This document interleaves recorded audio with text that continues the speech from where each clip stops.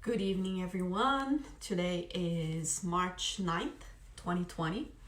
We are going to be continuing our talk on the healing series. We have been talking for the past 4 weeks on healing, and that's the topic that I'm bringing up to you between half hour, 45 minutes, but we'll try to keep it a little shorter today. We'll try. Anyway, we have talked, we had 4 talks already. And today we are going to concentrate on spiritual influences when it comes to illnesses and when it comes to healing as well. What power, what part do spirits play in influencing the healing and influencing the onset of illnesses? So we have to think. We've talked a lot about case studies. We've talked a bit about mental illnesses, on why we get sick, why the afflictions. So we've talked quite a bit about a few topics. If anyone wants to see the previous talks on healing, just come here to Kardec Radio, and it's right there on the videos. Just search by Healing Series Talk 1, 2, 3, 4. Today's the 4th. Yes, today is the 4th actually. Anyway, so first let's get to the most obvious aspect of illnesses. Why, what are some of the things that we get ill or we get sick for? First, there are the physical injuries. Of course, there's a lot of things that just happen here in this incarnation. It's as you're walking down the street and you trip and you fall and you get hurt. They're called, most of the time, accidents. Sometimes it's really physical abuse to our own bodies. We bring a lot of illnesses upon ourselves with excessive work, excessive stress, excessive food intake, excessive alcohol intake, excessive everything really. I like how beautiful our doctrine is, because it never has any prohibition. It's never saying that you cannot do that. The point of Spiritism is to really advance our moral and our intellectual combination, to growth, to a spiritual growth. So it's given that we're going to make mistakes. It's given that we're going to commit a few excesses here and there, a few faults here and there. But it's this constant willfulness, I guess is the right word, to grow. So it's not for anybody to feel guilty about whatever condition they're in, because it's part of the whole growing that we do. So physical illnesses are those that we know, again, physical abuse to our bodies, accidents, excesses, vices, all of that. Most of that can be treated by traditional medicine, and most of those things are temporary. And again, we talked about some case studies on the last one, and it has a lot to do with that. That's the first part of getting ill, the physical illnesses. The second part of illnesses, not being the physical illnesses, are illnesses or anything that has happened as a result of a past life, a past incarnation. So a lot of times some people are born with a specific need or a specific scar or a specific anything. And it really is a result that you're still carrying from a past life. So it's it's a consequence that you still has some type of work that you have to do. I like the case of Tito Singh, and Tito Singh is he was a little boy, lived in India, and this was a documented case. And he was a little boy. He was about, I think, 3 or 4 years old, and he lived in this village. And he was always asking his mom to bring him to a different village, to another place, and that he really wanted to go there because all his family was there and he missed his family. So I believe that was 1983. And he was always asking, and he was born in 1983, sorry. And so he was 4 years old, and he kept asking his mom, and he said that he needed to go to Agra, which is a part in India. And eventually his mom gave in, and eventually he had a chance to go and visit and go to this village that he was always talking so much about it. When he was about 5, 6 years old, he gets off the train, and I'm just making this a very short story, okay? So he gets off the train, and he goes straight into, he was walking up and down the street because they don't know where he wants to go. But then he goes in front of this, I guess, electronics store. And this little boy who's, again, 5 years old, he goes into the store and he looks at the front of the store and he tells his mom, he's like, this is it. This is my store. I have to go in there. I have to see my wife. I have to see my kids. So this little boy goes in and sure enough, he starts noticing that things have been moved out of place. And he says, well, this doesn't belong here. This is not where I put it. And to make a long case, a story short, he does see the woman and it is his wife, and he calls her his wife, and you could imagine how uncomfortable that must have been for the lady. But so they do some research and he starts saying things that only the wife could know. Then again, the children come and they put other boys, other children around to make sure that he would know what he was talking about, these kids, like his children. And he picks, the right children that are this lady's children. So they asked, about this lady, about her ex-husband maybe. And the ex-husband was, he had died and many years back.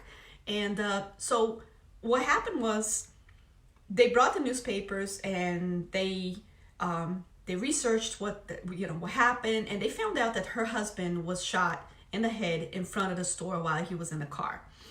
Well, they shaved this little boy's head, and the little boy had the exact bullet scar on the side of his head, the entrance and exit of the bullet. He had the exact scars at the exact locations because they did a the whole how do you say, after the not the biopsy, I'm so sorry, I forgot the word, after you die and they do the, come on, someone can help type it up for me. Not biopsy, I know what a biopsy is. It's just, this is almost the same name. So it's the post-mortem, okay? So after you die, they try to find out what happened and they measure everything. So it was, and then all the details show that this little boy was the reincarnation of this lady's past husband. There are many, many, many cases that are proven, a lot of very serious researchers, and there's no way for us to already discount reincarnation. We can't discount that some illnesses are resulting from past illnesses in past lives.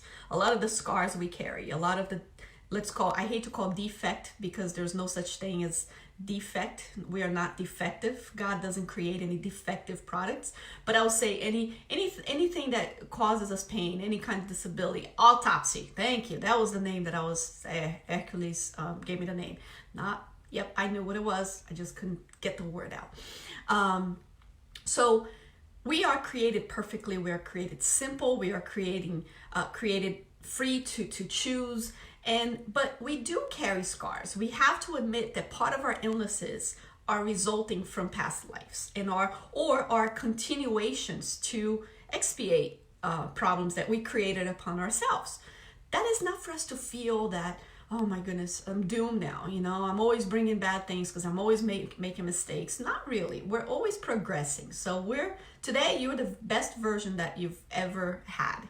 And if you think about throughout history, today's world is actually the most peaceful, the best world that we've ever known.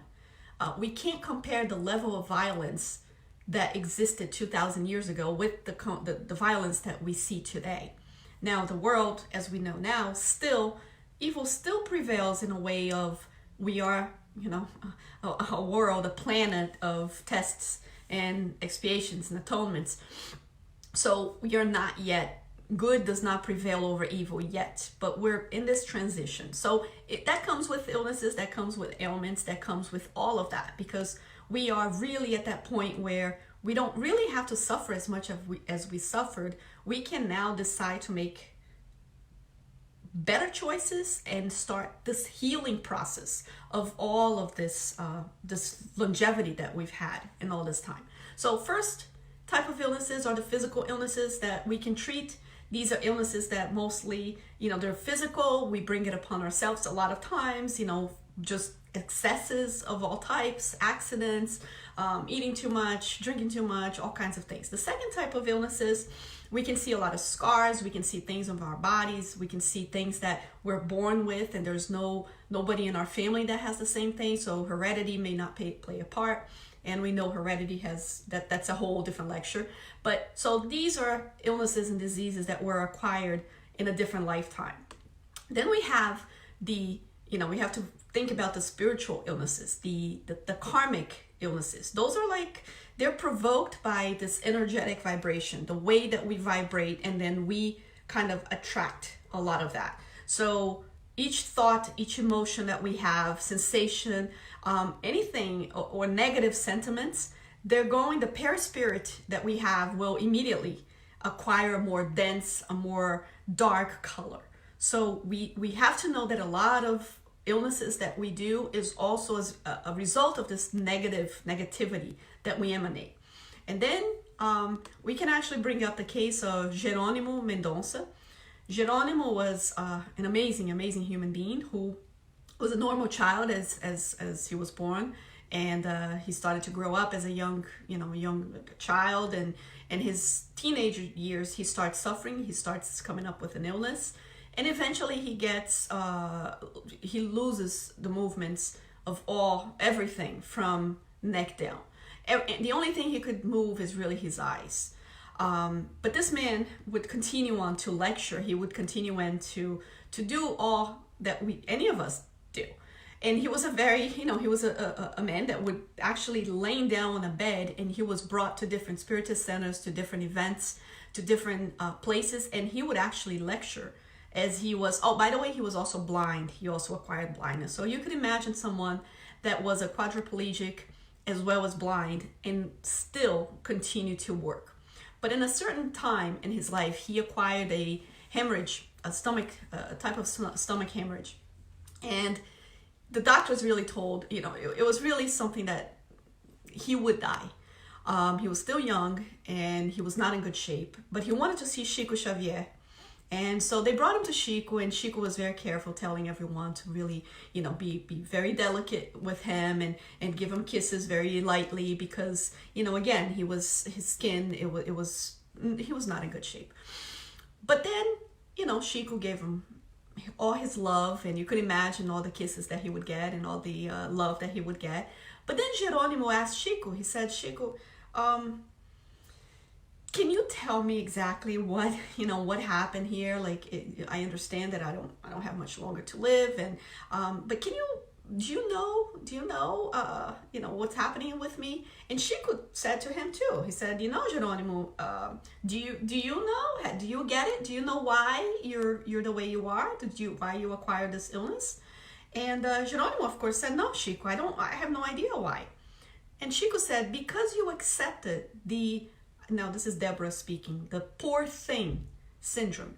You accepted that whole thing about people looking at you and saying, oh, you poor Jerônimo, oh, look at you, wow, you can't speak, and you can speak, you can't see, you can't move, and people with this pity would look at Jerônimo, and Jerônimo started buying it, and his frequency, his vibration went down, everything went down. The minute that he started to feel pity for himself, his immune system went down. Everything went down. So feeling pity for oneself is probably the worst thing that one can do, because you immediately start connecting with a different vibratory, surrounds, let's put it that way. And that is an opening to whatever spirits will have the affinity with that. And we know that, if I'm a happy person, most of the time I'll have happy friends. If I like to talk, I'll have friends that understand and like my talk, or they also talk, or we know affinity. If we go to a party as spiritists, we can go to a party and there's people on the corner doing whatever they're doing and heavily drinking or whatever it is. And then there's people on the other corner and they're just gossiping about everybody. There's some people on the other corner and they may be dressed extremely provocative and And then if you're truly a spiritist, you're going in with no judgment, but you just can't really fit in because you don't drink. And then, you're dressed kind of like, you're dressed nice and everything, but not to call extra attention to yourself. Or you also don't fit in with the group that just are gossiping. But so this is really the law of affinity. You're going to, and then you find out that someone that has, participated in a center across town is there. And you're kind of like going straight to that person. You're like, oh, who's here? Like they go to a center. So that's what we mean by the law of affinity. It's nothing extraordinary. It's not that spirits are just, flying around the air, just saying, oh, I'm going to bother this person this day. It's so much complex than this, yet it's so much simple because we really attract what works, with us. People always say, what's the reason that people change?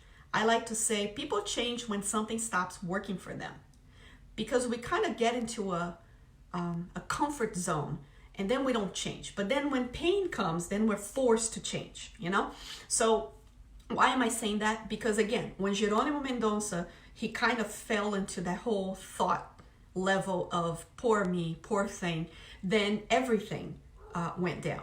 And then the minute that he decided that he was not a poor thing, and the minute that he started that, I'm going to, this whole, the negative thought, interfered in his physical body.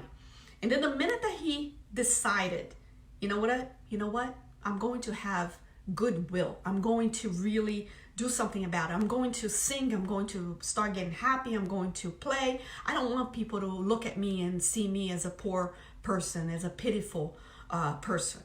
And then he changed that, and they went on, him and Chico, and they started immediately to talk about good things and all of that. And the result of this is that Geronimo went on to live many, many, many years. He did not die from this, and he understood that the connection needed to, why he was connecting with this whole vibration did not work for him. So he immediately switched and he said, I'm going to start seeing the bright side of things, and I don't want anybody looking at me as I'm someone worthy of pity. Now, we can have compassion. That's a whole different thing. Compassion is a good thing. Pity is never a good thing. And especially if you look at you and you pity yourself, it's time to work on that self-pity. And you can have compassion. You can say, wow, I have this that I have to work, and I'm going to love myself and I'll win. But if I look at me as, oh, I'm such a person worthy of pity, then you start your train of thought will start going into, I'm worthless, I'm not worthy of good things in my life. So pity, never a good thing. That's why I wanted to say about, Geronimo in this episode. And of course, there are the attractive or symbiotic illnesses, and that's the spiritual influences, a lot of that. That's when you go to the doctor 1,000 times for the same pain and nobody finds anything. You go to the doctor because you have a headache, and it's not your headache, because you are feeling the pain from a connection, a spiritual connection, a spiritual influence. We have to remember that a lot of obsessions, a lot of your spiritual influences, if there's that, there's that connotation where if you have a clean house, you won't have any rats in it, any flies in it, because the house is so clean and they really are just coming for nasty leftover food all around. And that's kind of like the same as obsession. If your internal self, if you're vibrating in a good frequency, with love, of gratitude, of helping, of self-love as well, then it's very hard to have a connection with negativity or with any obsessors. It's not as if God, because people say, well, how can obsessors really torment someone who's completely living in love? Well, they can't. And that's the thing. We just have to work. We give too much attention to the obsessors. Let's put it, quote, we put too much obsessions on blaming them. See, I said we obsess on blaming the obsessors instead of working on cleaning our own house. Because if my house is clean, someone who's not will not really enjoy being there. Dirties like dirties. Cleanliness enjoys cleanliness. So that's the connection that I talk about. we have to pay attention, because a lot of the mediums, they believe that it's what they're feeling, when in fact they're feeling what a spirit is close by. I like the analogy of, think about it. If you're not a medium, if you cannot serve as a medium between a spirit, right, and the voice that he wants to give out, if you don't want to lend your, let's see, your vocal cords, then, if you can't do it, if you don't have the capability to do that, no spirit's going to want to speak through you, because you don't have the instrument that they need. So we have to think about it. If you are a medium and you're not studying, you're not understanding your body, you're not understanding why you're always sick, you're always ill, and no doctors can find anything wrong with you. But if I was an ill spirit and I'm ignorant of the fact that I'm even dead, but I realize that when I get close to you, I get close to this one specific person, they feel my pain, because I make this connection. They're able to see me or feel me. Then I want help from them. I'm going to be closer to them because I think that they notice me, so they may help me. And a lot of the times, these are mediums that have no idea that they can help these spirits, and they're just absorbing their pain and their call for help. That is why mediums must study nonstop all the time. Because a lot of times we say, oh, mediums are always sick. A lot of times mediums that are not studying become sick. And it's not because of the mediumship. It's the opposite. It's because they have such capability to help and their tool is not being used. So can the spirits influence us? And we're going to the spirits book, question 459. Do spirits influence our thoughts and our actions? And the answer is, their influence upon them is greater than you suppose, for it is very often they who direct both. So it's very important for us to know that. And the rest of the question is, the rest of the answer is very clear in saying, but you have to have the right plug for them to be able to influence you. Because if you're speaking to me in a different language, you're not going to be able to influence me. You can be the best speaker in the world, but if I don't have the knowledge of your language, you can say what you want and I still won't understand. You can't influence me because I don't know your language. So again, if you can influence me, you can have a great argument, but I have to have the plug for that information to come to me. And that's the same thing with spirits. They can absolutely influence, and they influence all the time. Not only the bad, and that's the thing. People always say, oh my goodness, I'm afraid. They're always directing me then what I do, what I don't do, if I should eat more and keep eating and keep eating. No, but it depends. You see, you may be surrounded by spirits who love you, spirits that are cheering for you. And then if you open up to them, that's a good thing. So let's not be so fearful of being influenced by spirits, because I would love to be influenced by Jesus all the time, right? So let's be open to the spiritual influences, but let's pray and let's really be protected from who and with whom do we want to be influenced by, right? And I mean, whatever you read, that's the material that's influenced your life and doing the things you do. Whatever you watch on TV, that's being a great influence on what you do.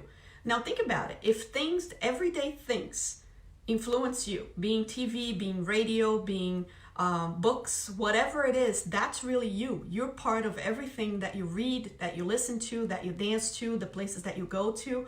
So think about it. It's not very different in the spiritual world. If in spirits, they're just people. The only difference is they're discarnate. So if you listen to your friends, well, you're going to listen to them too. It's whoever you're going to have an affinity. That's who's going to have the power to influence you.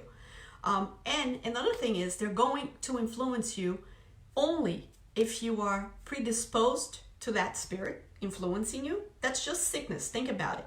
You can only get a virus, or you can only get bacteria, or whatever it is.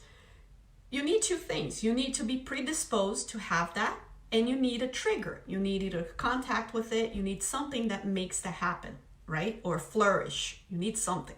So with spirits, and let's say obsessors in that case, well, you need to be predisposed. So you're only going to have obsessors if you had past enemies most of the time.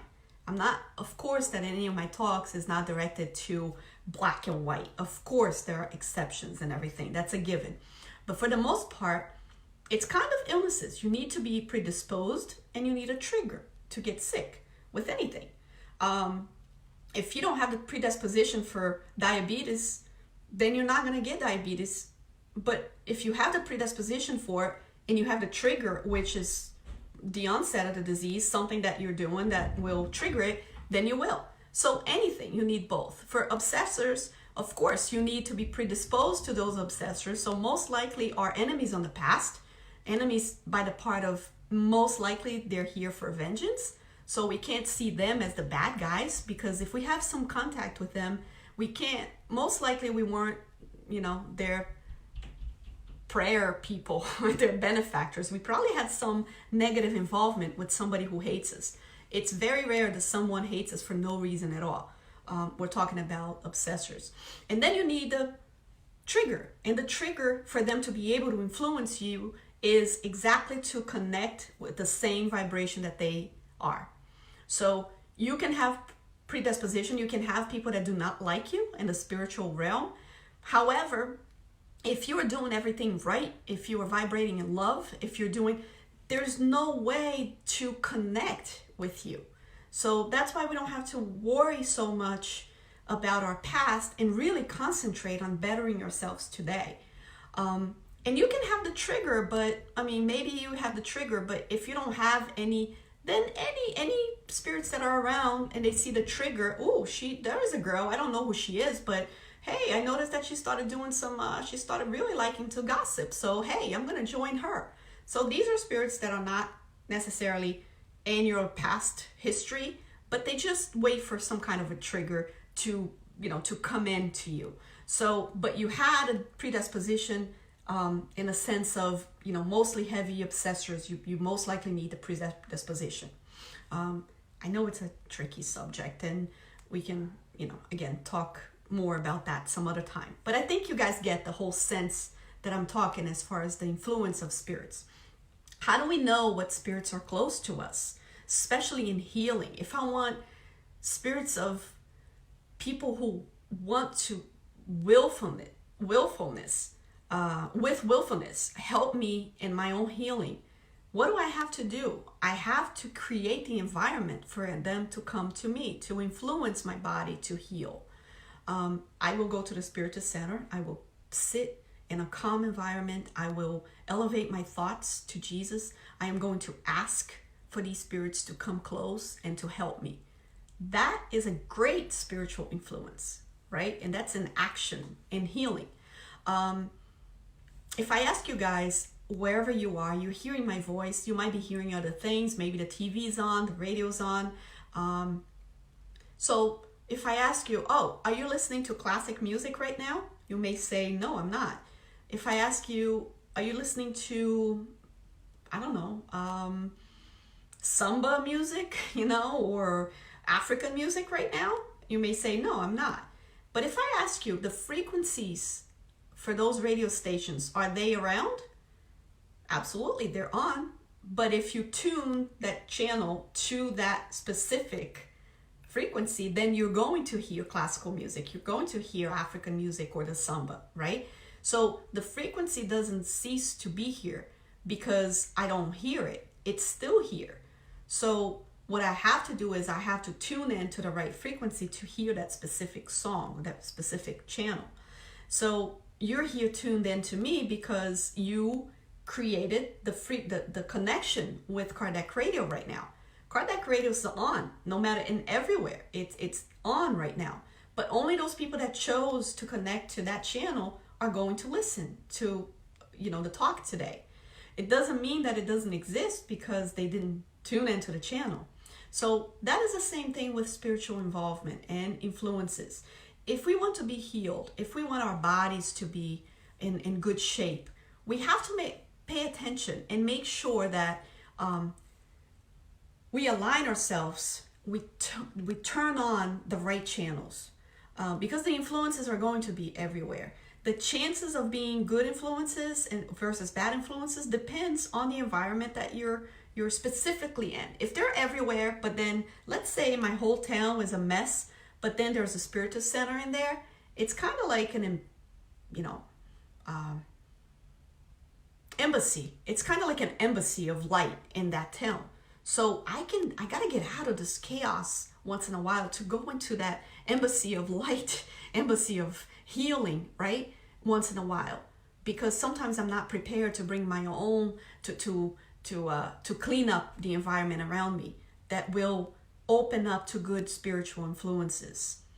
Another thing that's very important, and that'll be most likely my final suggestion as well, as far as healing our bodies, healing our mental stresses, healing our psychological state that may not be so healthy, and as far as spiritual influences, is Jesus always said to ask, right? Ask for what you want. And it's very good. The element of prayer will be provided. There is not one prayer in the world that will go unheard. And that is the most effective way to connect and to have that spiritual influence as to even what to do, what doctor to go to, what medium that, the healing mediums. There are many very honorable mediums that work with that. There is many people that can give passes and are extraordinary, the results that, you just go to that center and you sit and everything is so prepared, everything is so clean, everything is so, and I'm talking on a spiritual level. So ask and start praying. Give yourself, the self pass. Ask at night before you go to sleep, and if you're ill, ask to be taken and to be influenced by good souls as to what decision to do. Sometimes we don't know if we go to this doctor, to that, if we take this medicine or not. We can have the spiritual influence in our life from the right spirits of amazing doctors that know our body, that can whisper almost in our ears and say, listen to what that doctor is saying, because he, even though you're not a medium, he is. And I'm actually talking to him right now, and out of his voice is saying exactly what you should be doing. So we have to have this faith as to surrender yourself to God, surrender yourself to his will, and then trust him. Trust him in your prayers when you ask, but then you shall seek. You have to do your work. You have to do the legwork. So, all right, everyone, this is my talk for today on the spiritual influences. Let's not think of spiritual influences as a bad thing, as if we don't have free will, because we do. And we do have free will. We actually use that with the spiritual influence, because our free will determines what spirits will be with us. That is exactly what free will is. I determine what spiritual influences will be close to myself. So you see, it's actually a beautiful thing. I want to be influenced by good spirits, then I vibrate on their level, very easily connected. And then I want to be, like Paul of Tarsus said, it's not me who works anymore, it's Jesus who works through me. So how beautiful to be actually guided and to do this beautiful work if you're being influenced by good spirits. So don't think that being influenced by spirits is a bad thing. That's only a bad thing if you're doing bad things, right? Then the connection will be very strong. I wanted to just say hello to you guys. Let me see who's here. We have Hercules saying hello to us here. Hi, Hercules. He's a worker at our center, Good Harvest in Newark. Chris Braga, Samantha Christina, Saul is here watching. Hello, Saul. We have Anita Swaite. We have Chris. Chris is my good friend. They're from SSB in Baltimore. We have Nayli, wonderful Nayli is here. We have Nada. Hello, Nada. Nada's got the little hands here, the prayer hands. Thank you so much for watching. I'm sure there's a few other people by my cell phone. I can't do the little thing all the way down for some reason. But thank you guys. Thank you for being here. And let me just say, next Monday, we're going to be doing our 5th talk. And we're going to be talking about Jesus heals the blind man. And this talk will be based on a few different lectures that I've watched. Some research that I did, and we're going to talk about how he healed that blind man and the lessons that we can get from that specific healing. So I hope to see you all next Monday at 7. And if you haven't seen the past 3 different videos that are past, just search on Kardec Radio, and if you like it, hey, share it. Why not? Thank you so much. And oh, Chris is saying, love you guys, beautiful job. Hey Chris, thank you so much. And the Kardec team is here. We do our best. As for me, I'm absolutely going to make mistakes, and I ask everyone for their forgiveness.